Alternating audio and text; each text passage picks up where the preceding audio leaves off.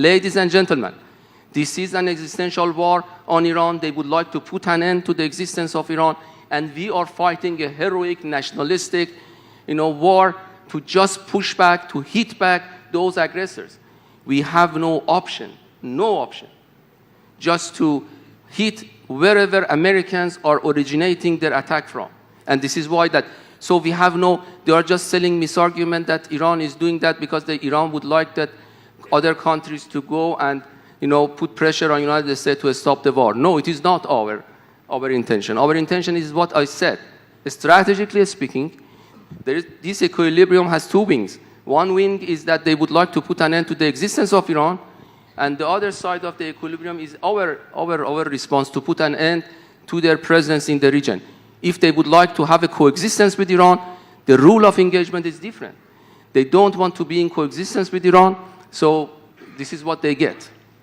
So are these I'm talking of these as tactics. Are these tactics not likely to push these countries into a deeper security integration with the US and Israel? I'm talking of pure tactics. And aren't you creating the very encirclement which you desire to fight? I think that, you heard, and you are hearing what many of our neighbors are telling, and, our president was said. This war is war for the region. Everybody knows, from Saudi Arabia to Oman, that this is Israel's war. They dragged Americans into this war because they do have this delusion of greater Israel. And they know that this war is to stop Israelis from their delusion. They are upset. They are very much concerned about what is happening. We do understand. I'm very much, trying, and we are very much trying to avoid the spilling over to other areas. And we do our best to do that. And I'm sure that you are hearing false flag operation by Mossad and by Israelis to attack refineries, to attack even Cyprus. And that Prime Minister of UK said that it was not originating from Iran. And Tucker Carlson, the other side, said that two or multiple Mossad groups was captured in Saudi Arabia and Qatar trying to do false flag operation in those countries. So while we don't have any intention and we are trying to avoid the spilling over to other areas, and while I do understand why our friends in the region are so upset about that, but this is an existential war, and this is a war for everybody. When they assassinate head of another state, just imagine that you have a relation with Pakistan, sometimes up and down, or Azerbaijan and Armenia, or other countries with each other. So head of a state should be targeted when there are problems between countries. This is unprecedented, and it is the new norm. Then it is very, very much, dangerous. So this war is the war for the international law. This defense, this right, exercising self-defense is for the region, and for the region to be free from this use of naked force against other countries. So the conflict, besides having gone in the Gulf, what you are seeing is possibly the closure of the Straits of Hormuz. That shipping has been affected, supplies have been affected. Qatar has been forced to shut down its gas supplies everywhere else. So and declared force majeure. So there are fundamental problems in the flow of energy supplies, not just to, say, the US or to Israel. These supplies are getting affected all over the world. Why has the Straits of Hormuz been closed, if it has? It has not been closed by us, not now.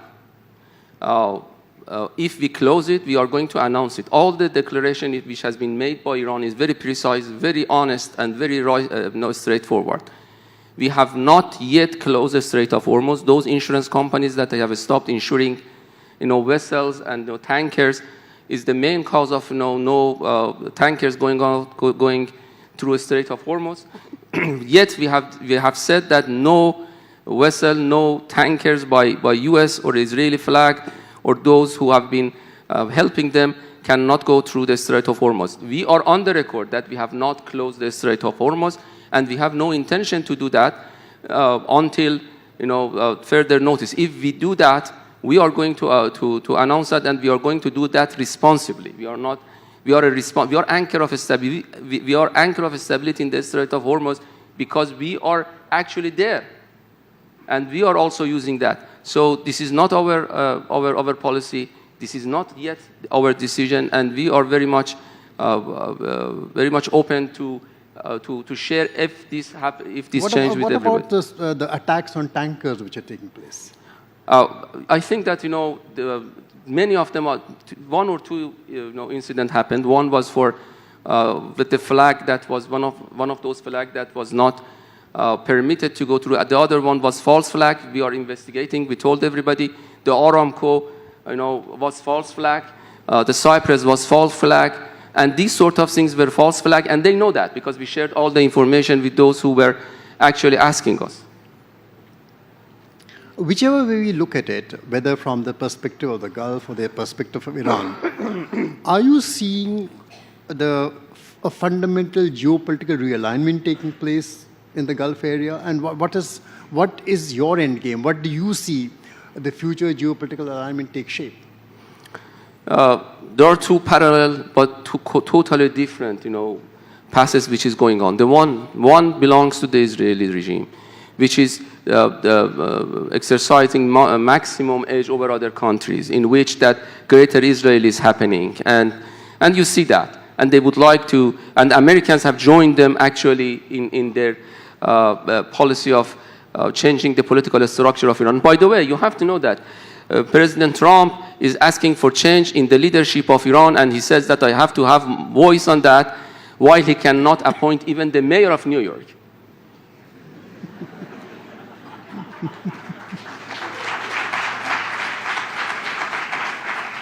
Can you imagine this colonial approach that he would like to see democracy at home, but he would like to topple down a democratically elected president of Iran and assassinating other countries? So this is the path that they are going, and this is the heroic, resistance that we are doing. And the other path is inclusion. Maybe you need to know a piece of information that you didn't know. Parallel to our discussion and negotiation in Geneva with the United States, by which they were just attending with Steve Witkoff and Jared Kushner, and no expert on nuclear, nuanced, complicated issue. And you have to ask why, when you are going to talk about such a nuanced issue, why they are coming with two and staying 1, 2, or 3 hours, at most 7 hours. But anyway, they were a parallel, path which was between Iran, Oman, Qatar, and the other countries in the Persian Gulf to have an inclusive dialogue happening at the same time. The second one was not announced, but now I am revealing that. And Americans and Israelis just spoiled that. And we do believe that Israelis, because they knew it is happening, they rushed into dragging everybody into this war. Our friends in Oman knows that, and our friends in the GCC knows that. And we are very much sorry. The moment this atrocity stops, I think that this is the moment for the region to move on to a new security and inclusive arrangement. My final question, we're running out of time, so my last question to you is, there are significant costs which are actually falling on Iran as a result of this war. Ultimately, there has to be a way out of this. Now, is there any way that diplomacy can have a chance again? And what are the conditions which would make a return to negotiations again possible in this? Who could play a role?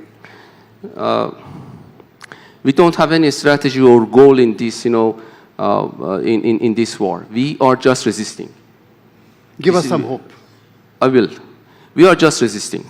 The other side has started an act of aggression against us. So the ball is in the room of who has started the aggression. If they stop today the aggression, we are defending. We are not on offense.